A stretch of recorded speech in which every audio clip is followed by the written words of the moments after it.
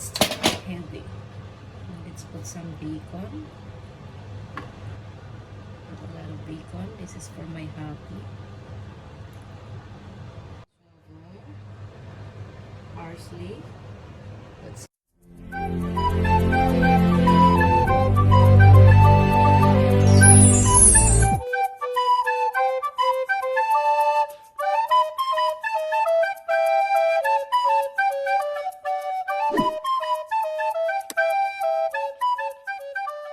Hi guys, good afternoon. Cebuana is here again.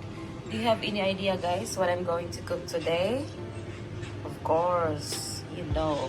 Okay, now I'm going to cook a carbonara and this is our ingredients. I have here a pasta. Here, pasta and garlic and scallions and parsley. And I have a bacon, and I have two eggs, and of course I have a milk, and I have here extra virgin oil, olive oil, and I have here Parmesan cheese and black pepper. And okay, this is our ingredients, and of course our panglasa na shumishantan. And then I'm going to show you the first step and the procedure. Okay, let's go to the here. We have to boil a water for our pasta. Let's boil our water and let's cook our pasta in 9 minutes. If you like guys that your pasta yung super thin, you can choose optional. But me, since this is carbonara, mas masarap pag ganito ang pasta na I'm going to use. It's better than thin pasta. This one is a really good quality. Now, here, let's make our sauce. Let's make our sauce to our carbonara. Let's crack our egg. Let's crack the 2 pieces of our egg.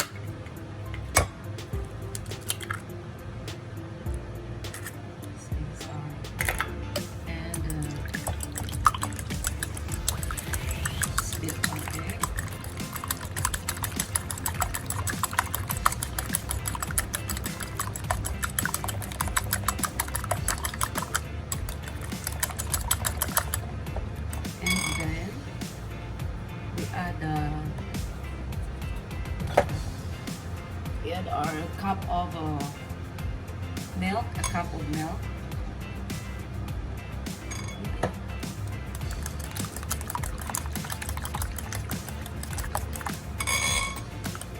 And we add brown black pepper, a lot of brown black pepper, and also cheese, a lot of Parmesan cheese.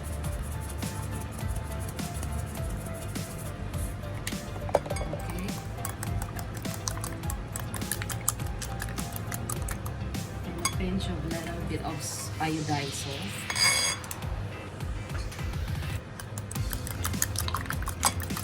Okay, that's it. This is our sauce to our.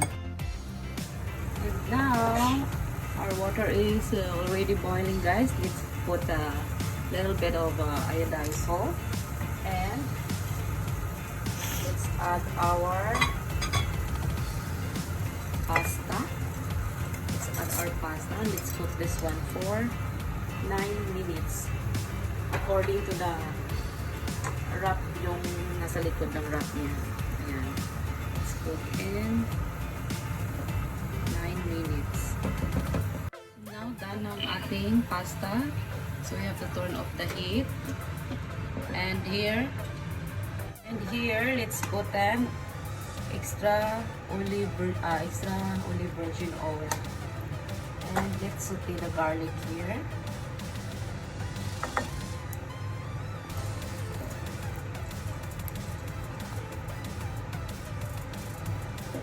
Saute the garlic.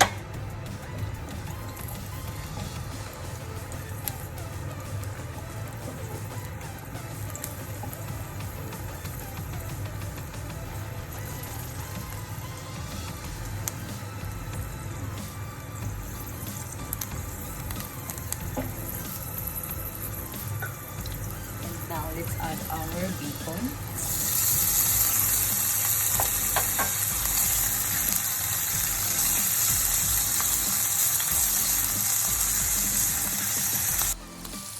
So yan na siya guys. Nag-change ng color ng ating let's put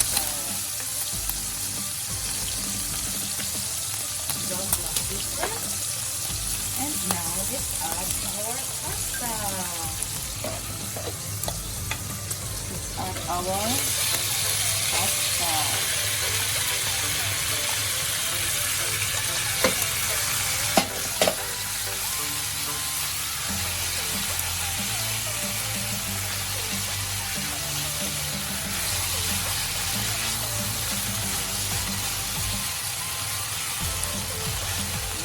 And then let's add our sauce. Just like that. Yeah. And let's add one spoon of shumi shantan. Natin muna ito. And then let's mix this one. Just in a second. Just mix in a second. Okay? And this is done. Turn off the heat guys ha.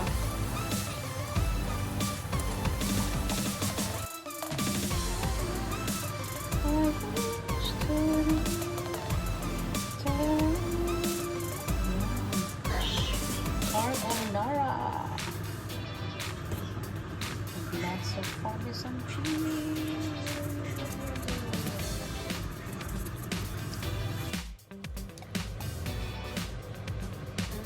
There you go. Just put that one.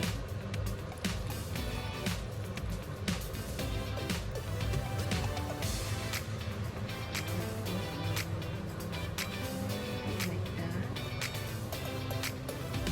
Let's put some bacon.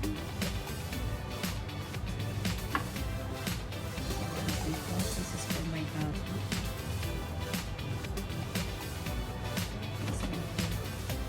I really like bacon. That's it. And pinch of parsley.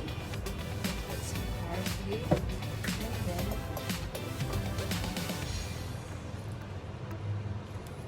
put a lot of Parmesan. Just like that. And now it's done. There you have it. Our carbonara pasta.